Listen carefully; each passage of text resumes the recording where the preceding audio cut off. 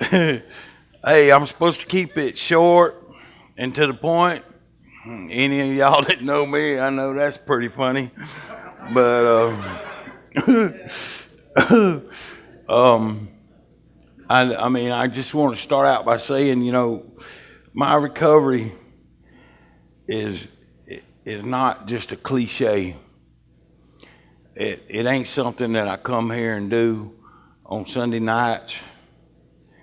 It's my lifeline. It's what I do and who I am, um, all day, every day. I mean, people that don't even want to hear it, they hear it.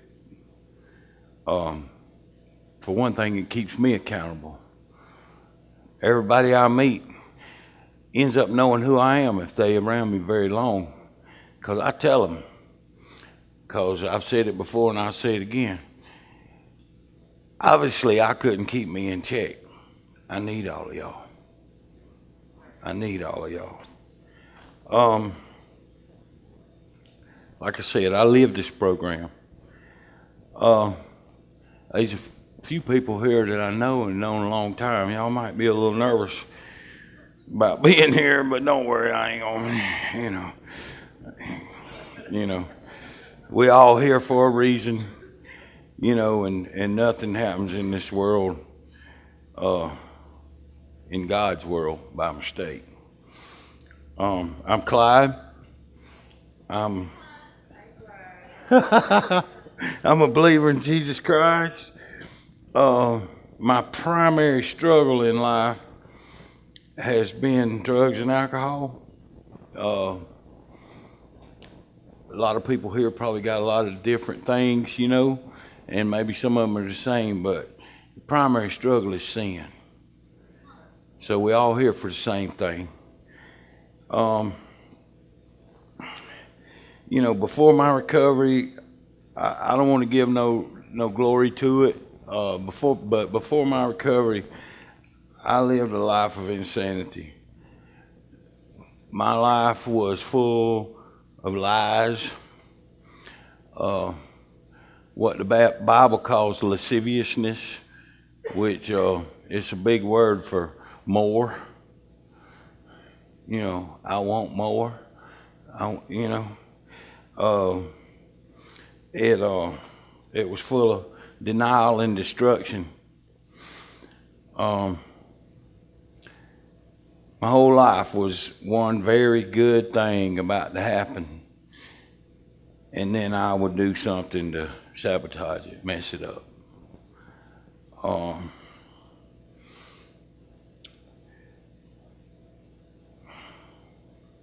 I was always either working my way into a big mess or working my way out of a big mess. I mean, it would appear like Clyde has straightened up when all I was really doing was working my way out of a mess. When the mess was over, hey, it was back to business as usual. A lot of times I didn't even know it until, hey, it was back to business as usual.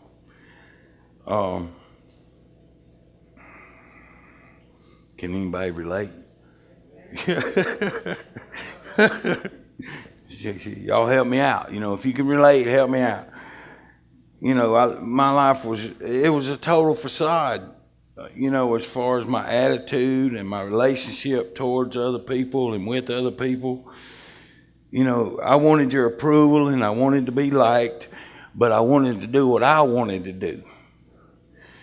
So I was whatever and whoever I had to be in front of whoever I was in front of. Like, just a 250-pound chameleon.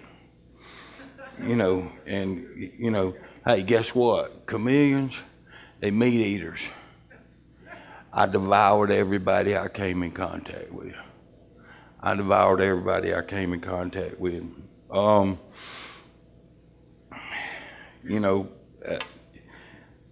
My relationship with God was on again, off again. That's just putting it at its best. I was brought up in church, but, I went my own way. A lot of people do that. uh, once I decided to go my own way, I got what we call a foxhole God. You know, like, oh God, help me now. You know, when everything get all right, I'll be like, all right, appreciate it, I got you. I'll roll with it, you know, again. I had many bottoms. You know, one of my first bottoms was, I had aspirations of, wait a minute, let me give y'all a little bit of history before we get into these bottoms so you'll know what I'm talking about. I was born, I didn't even do this, and I need to do it real quick. A friend of mine, James Sweezy, says that. Y'all ought to friend him on Facebook. He says some real stuff real quick, James Sweezy. Anyway, I was born in Columbus, Georgia. My mother came from a family that was straight A's. My granddaddy was straight A's. My grandmama was straight A's. My daddy, he came from a family from the other side of the tracks. Not saying they didn't have love, you know, but there was a lot going on. My great-grandmother was a bootlegger. She worked a cotton mill to provide for her and her family, which included her siblings, because, you know, they, as grown siblings, they were still mostly crazy as bedbug, you know, except my daddy. Now, my daddy and one of his sisters, they made up their mind to come up out of that. And they did. They did over their lifetime. They came up out of it. My mom and dad's relationship was forbidden from the beginning. And I mean, it took my grandmother and granddaddy, because of my daddy's upbringing, and it took them, my grandmother and granddaddy, many years to come to terms that, you know, my daddy he's a pretty good guy. He just had some bad breaks coming up. He can't help it where he come from. But at any rate, I had epilepsy when I was a child. And not only did I feel different, that kind of made me different.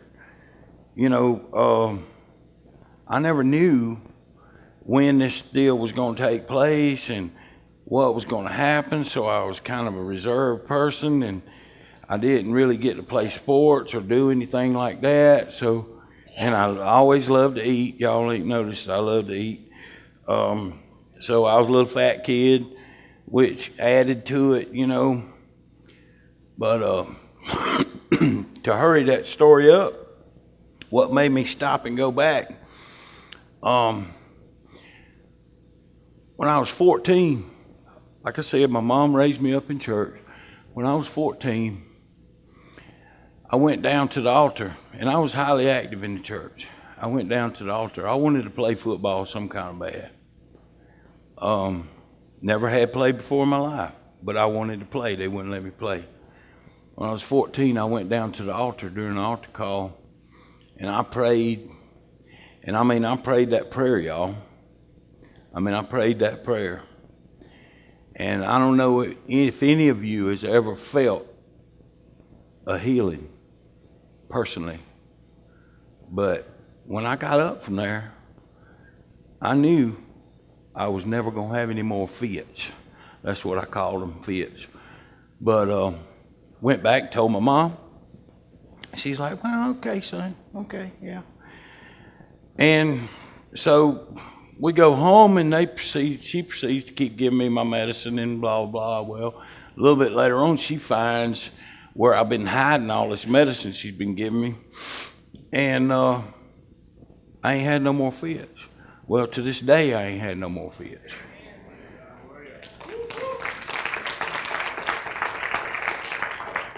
I started playing football, never having played before.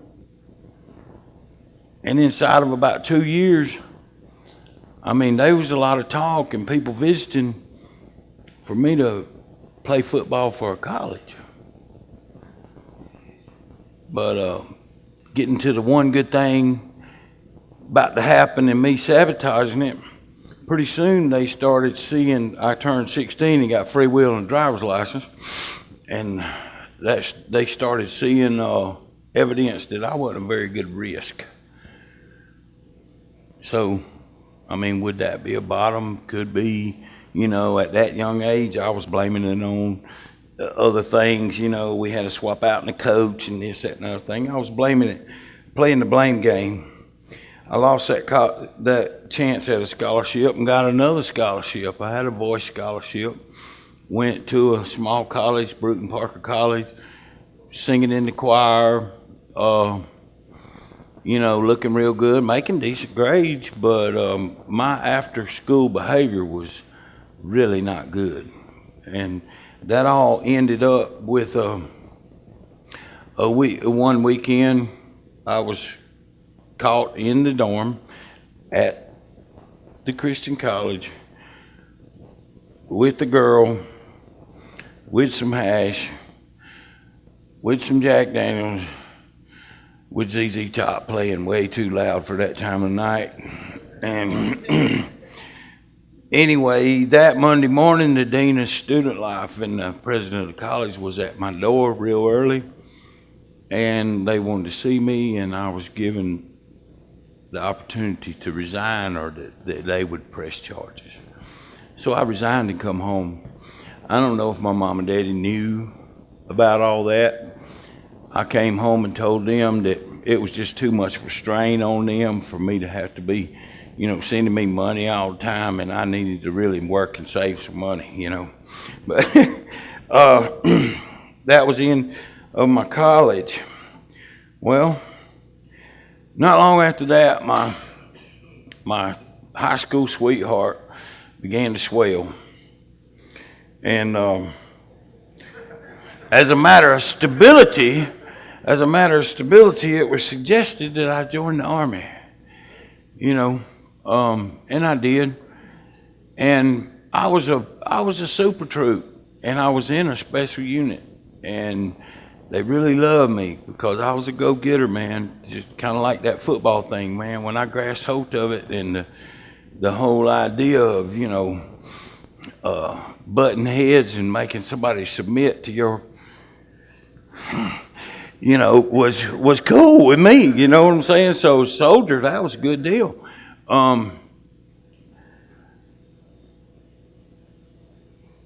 Very good things was about to happen.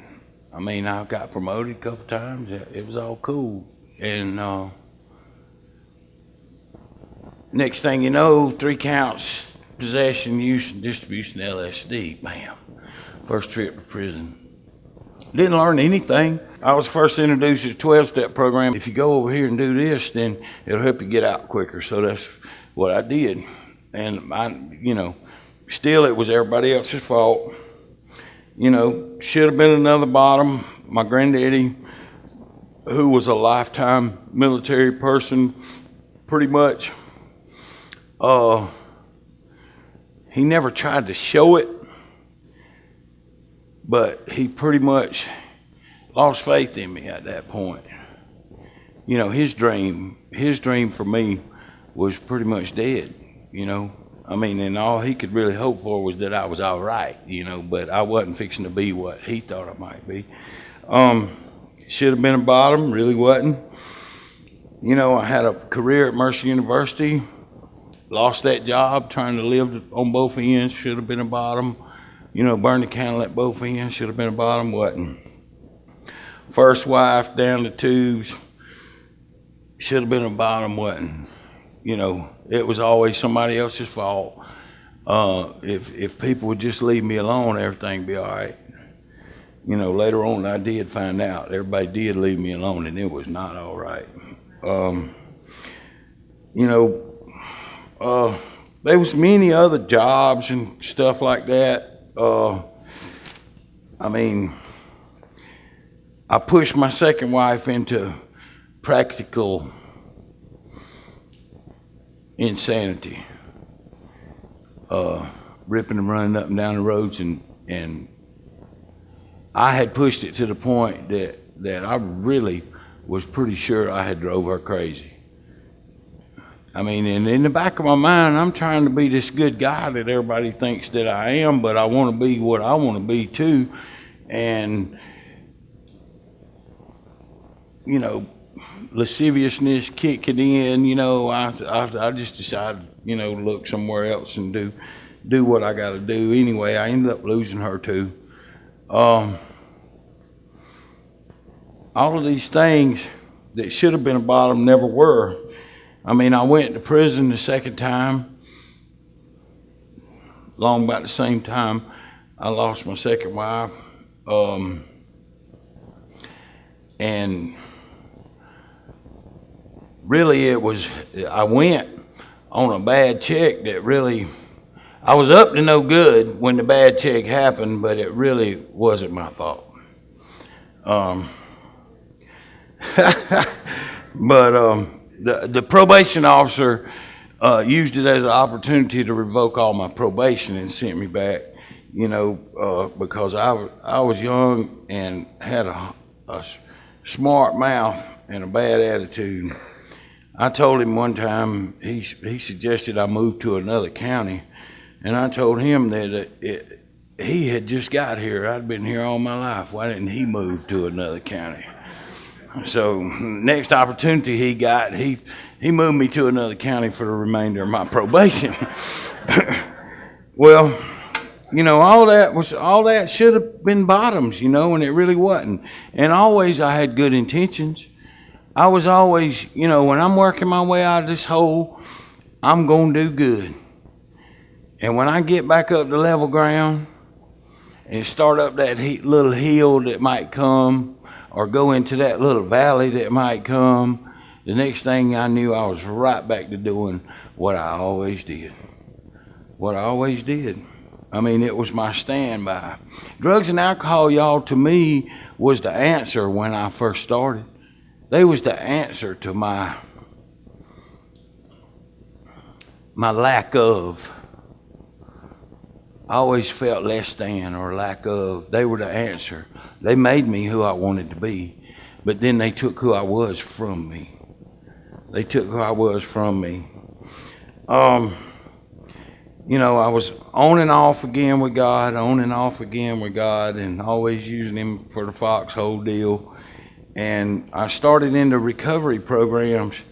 Like I said, I was introduced in '85, you know, but that really didn't count because I didn't care. I wasn't hearing what people had to say.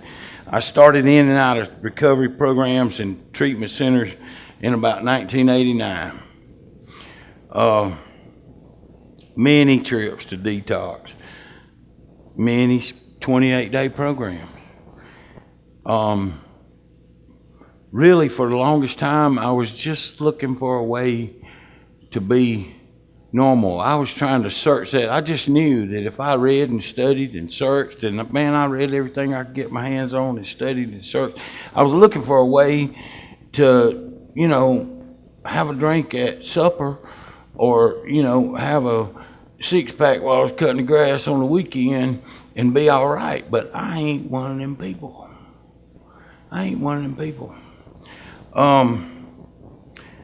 So I would always end up back in the same shape, you know, strung out, wore out, in detox.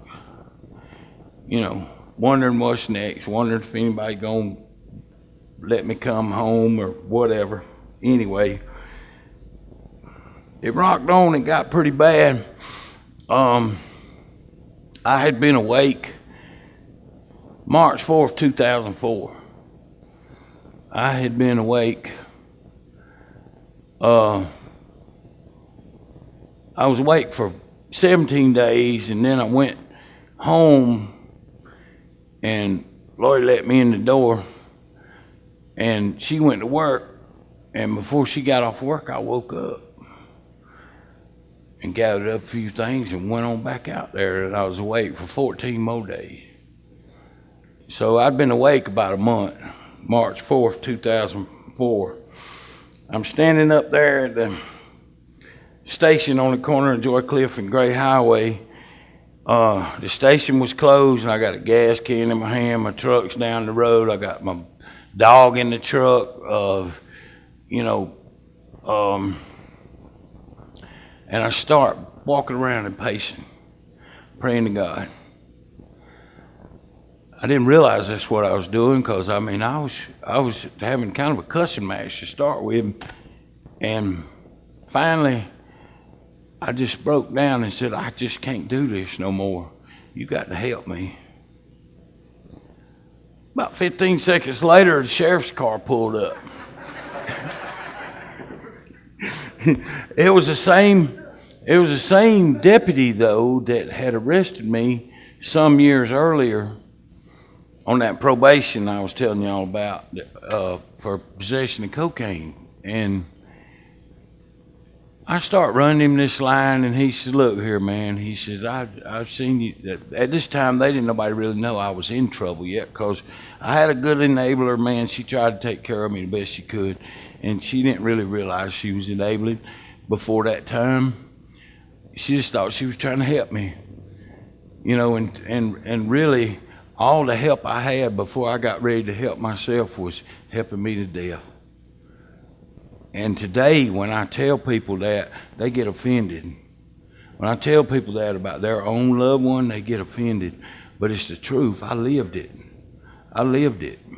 It was putting off the pain that it took to make me turn, repent, go in another direction. It was putting that pain off.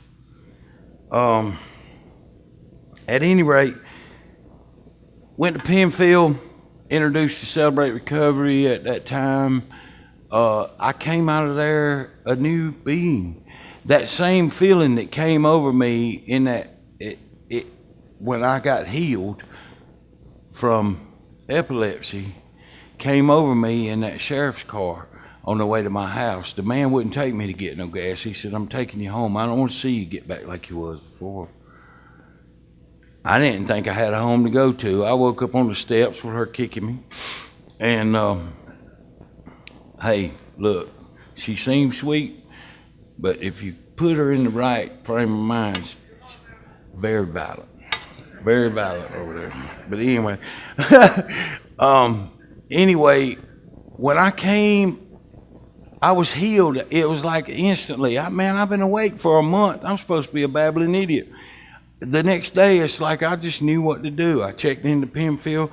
My mind was clear. I started walking in the right direction, and the next thing you know, I'm heading up carpools to go to meetings all over town. I'm helping people get in treatment. I'm going to treatment centers and speaking, and everything's just making sense.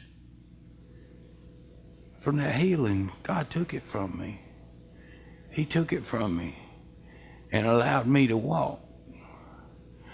Well, about 2008, it was to the point that I had been made deacon in a church and ended up leaving that church to go work at another church. And I'm driving a church bus, and I'm still doing all these other things that I was talking about, and working with some youth, man, in a big giant thing. And it's just all going like, I'm like, wow, man, and other people can't believe it either. Some things began to happen. Life began to happen. I slacked up on my recovery, because of all this stuff I was doing. And hey, I got it all up here. But if I don't keep it right here, if I don't keep it in my heart, my head gonna forget about it. I'm going another direction pretty quick. A rash of life happened. Y'all know the economy fell.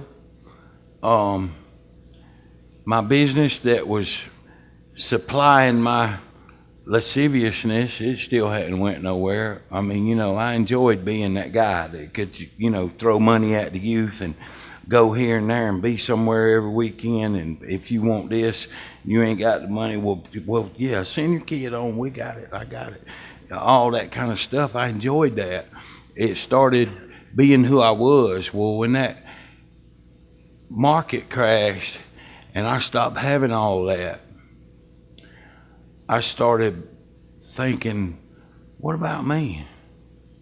You know, all the while it had been about everybody else, and I was just along for the ride, and suddenly it started to be about me again.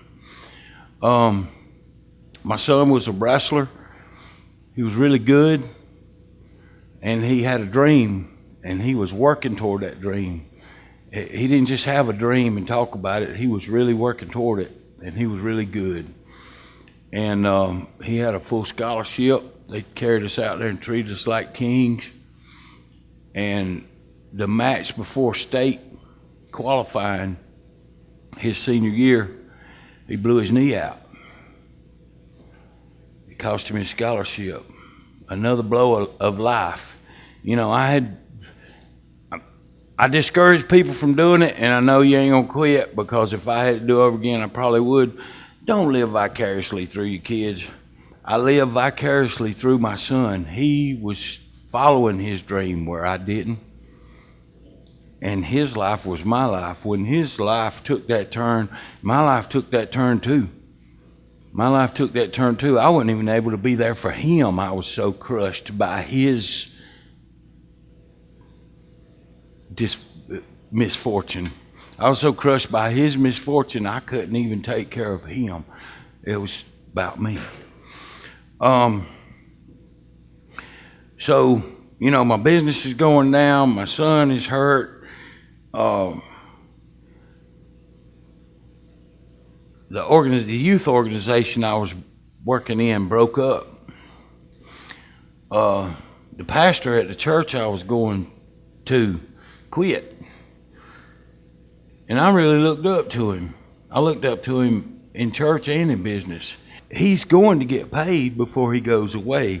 Now, the deal is, am I going to feed him recovery and make him go away? Or am I going to give him another piece of my heart and soul? That's the only two choices I got. I didn't have no recovery in the bank when that time came.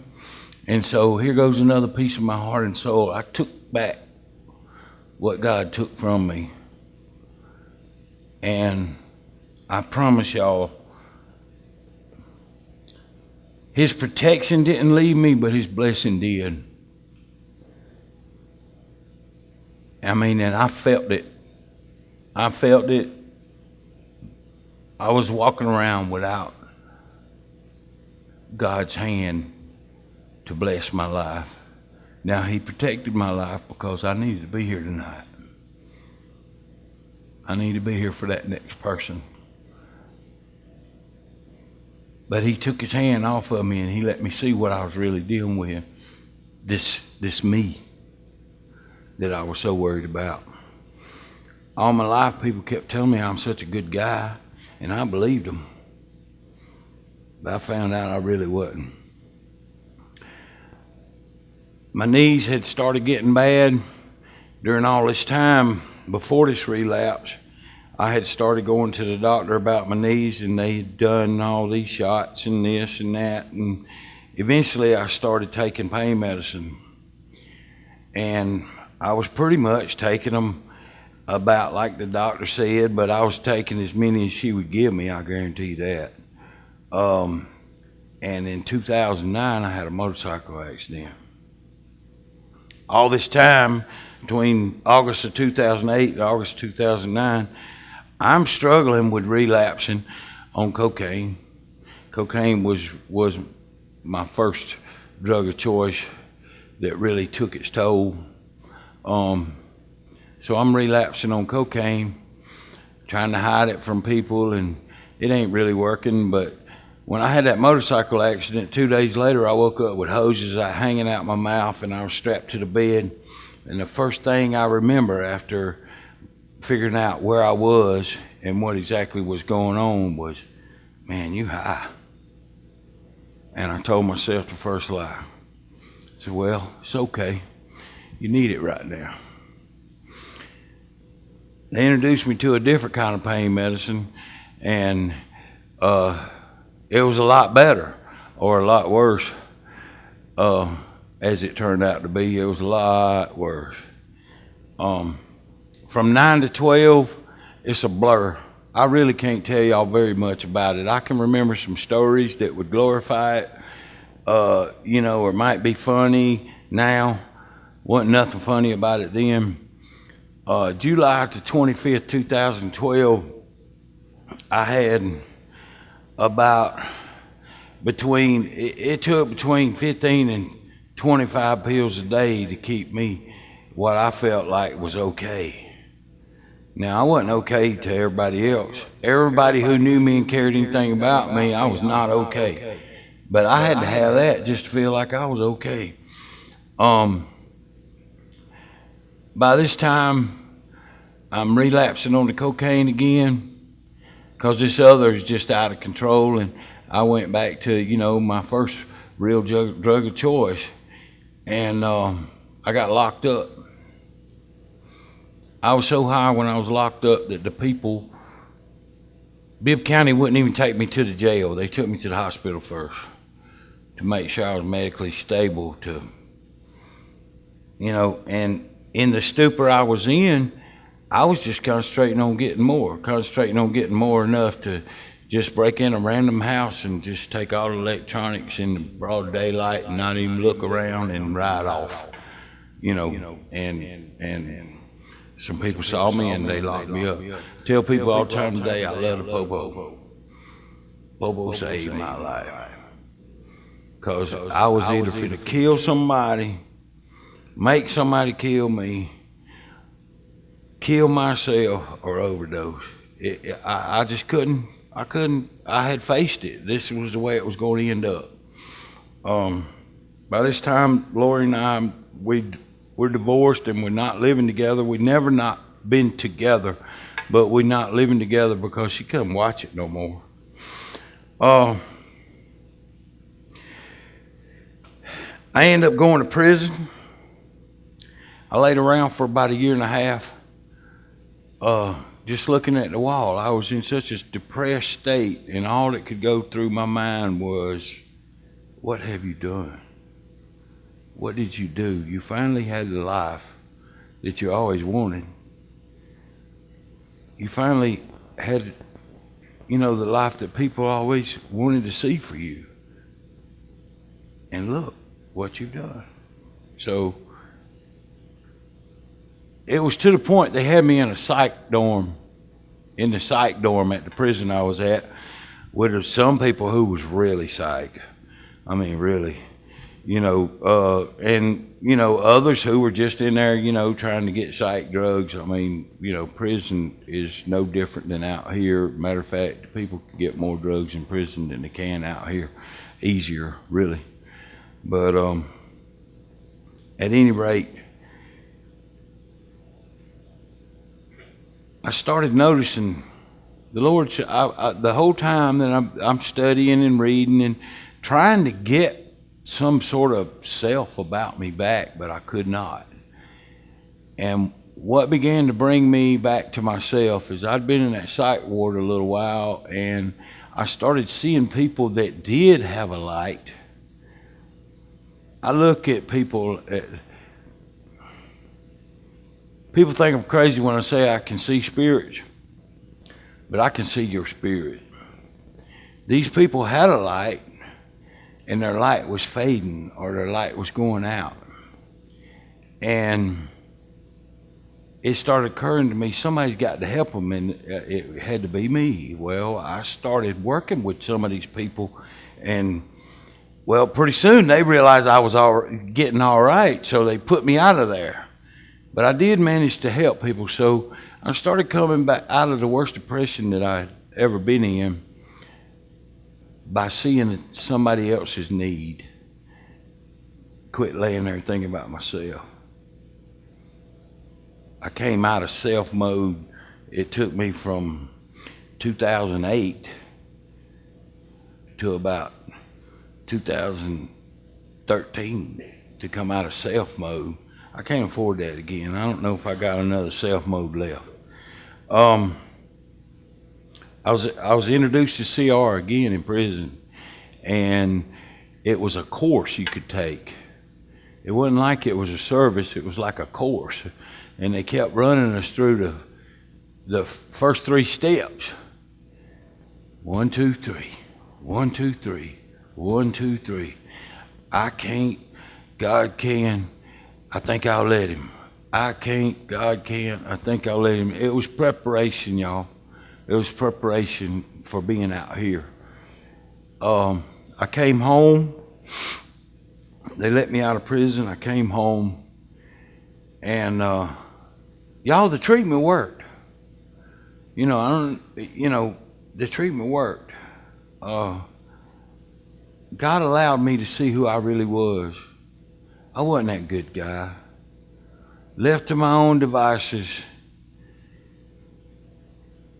I'm a thief. I'll lie and steal and cheat you out of anything you got. Everything you got. And do my best to make you like it, because I might need you again. Today, it's a lot different. Today, it's a lot different. I had this dream for Celebrate Recovery at this church, and it's alive, y'all. It's alive. It's alive. Hey, it's alive without me. All I had to do was hang on long enough to get it started, and then I had all these big grandiose dreams about what I'm going to do and this, that, and the other thing. Guess what? God laid me down long enough to see that it's not your dream, it's mine. And I'll make it happen with or without you. He stood me up. I can walk with my own 2 feet. Today I have real relationships. When I say I help you, I'm serious. I want to help you, I'm serious. I ain't in it for what I can get out of you. And if I catch it, it ain't easy now, struggle now, because sometimes, man, you go all out there for somebody and it don't work out and you think, man, them folks did me wrong. No, you did them right. You did them right. What they did with it is none of your business. That's God's business. He's still working on them. Anyway, today I live on the truth. I don't have to lie no more. It's one of the best things, I say it all the time, best things about being in recovery is I don't have to lie. Everything that comes out of my mouth don't have to be a lie, and I ain't got to keep up with it. I ain't got to keep up with it. My old life is gone. Like I said, today I help people because I want to, because I'm grateful for what God's done. He showed me who I am without him, and then he cared enough about me to bring me back from that. I'm so blessed today. It's beyond measure. It ain't no longer a foxhole thing between me and God, because for one thing, I ain't always putting myself in the foxhole. I ain't got folks shooting at me. I ain't got to look back over my head. Man, bullets make noise when they coming by you. They really do. They make more noise than that when they hit in the truck. But anyway, I'm just trying to live my life. I'm not perfect by no means, but I'm trying to live my life. I try to bless somebody on a daily basis the way I've been blessed. I shouldn't be standing here, y'all. I mean, I could tell all kind of stories that would glorify what was out there by telling them, but I shouldn't be standing here, y'all. I deserve hell, straight up, because of who I truly am. Without the grace of God, without him standing beside me, without him picking me up when I fall, I don't have to use something or somebody else today when I fall. I use him. He picks me up. He picks me up. If any of this made any sense to y'all, I implore you to reach out. These people here, these volunteers are not just here, like I said, because it's a cliche. Because they've been somewhere. And if you're there, they want to bring you out. And if you're not quite there yet, they want to keep you from having to go that far. If I can keep somebody from going through one thing that I went through, my day has been good. Today it rocks, man. I do it sober.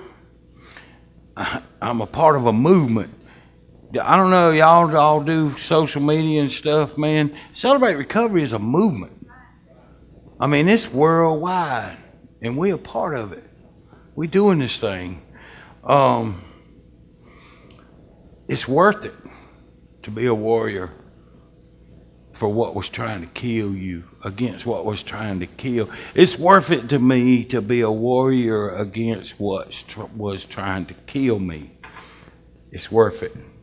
I used to have a hat that I wore to parties. Had a bunch of buttons on it. One of the main buttons on it that I cherished the most, and I'm pretty sure I still got it, in a little cigar box with a bunch of other relics. It said, "I want it all." My wife asked me what I wanted for my birthday this year, and I looked at her, and without hesitation, I said, "I got everything. I don't need nothing. I got everything."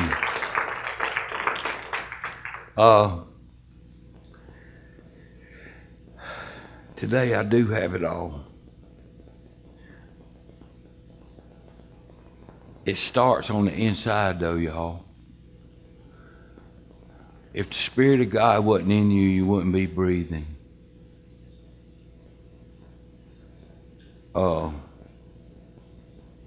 Tap into God's gift. Every breath is a gift. It was no accident, speaking on Celebrate Recovery. My first inclination in life was to be a preacher. And I was well on track for that. You know, going to Christian college, all that kind of thing. Went away from it. But it's no accident, y'all, that Celebrate Recovery uses the Beatitudes. And it lets me know that I'm back on track where I left off at such a young age. My first sermon was on the Beatitudes.